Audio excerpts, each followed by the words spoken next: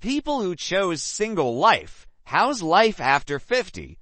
I didn't choose single life. The single life chose me. Sheesh, I guess I can be the first person to say how it's not wonderful. For my background, I was married as a teenager. My son's mom was pregnant and stayed for 5 years, but after that it was just him and me. In my 20s, I was so overwhelmed trying to get my son in a stable home before he was grown up that I didn't date at all. I didn't have any help from my parents, and his mom wasn't much help either. I did date some in my 30s. After I'd gotten my son into a high school in a great neighborhood, I only let one person get close to him, and she even moved in with us when she moved out. However, it hurt my son almost as much as his mom moving out, so I didn't date again until he was grown. After he graduated college, I'd noticed how much harder it was to meet people. Online dating was much worse than when it was new with the swiping apps and match buying all of the competition.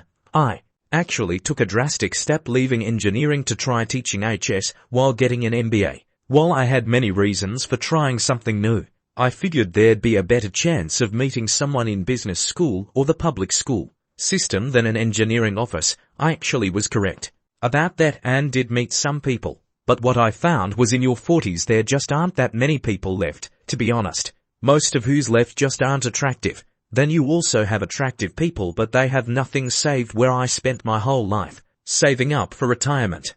Then you'd have some people who actually were attractive and financially secure, but you'd then get into all of the normal things that make people incompatible. I was happy for a while once my son moved back in with me, and I would have followed him to China if COVID hadn't messed up his job over there. He's going this year for an MS degree though, so it looks like I'm going to be alone again for a while. I'm looking forward to when he has a wife and kids, and hopefully they let me live in their basement, taking care of their kids while they're at work. Oh, and maybe that doesn't sound too negative, as I really think I'd enjoy being grandpa. Hell, they could have my house if it meant I'd get to be their basement-dwelling babysitter. Ask me in a month when I go on my month-long New Zealand holiday, where I haven't booked anything, because I'll figure it out as I go along. My 50 and single is a different situation after 30 years together since we were teenagers. My husband caught a bad case of the cancer and passed away. Since then, being single and having turned 50 sucks ass. All I ever knew my whole damn life was that. So having to try and start over sucks.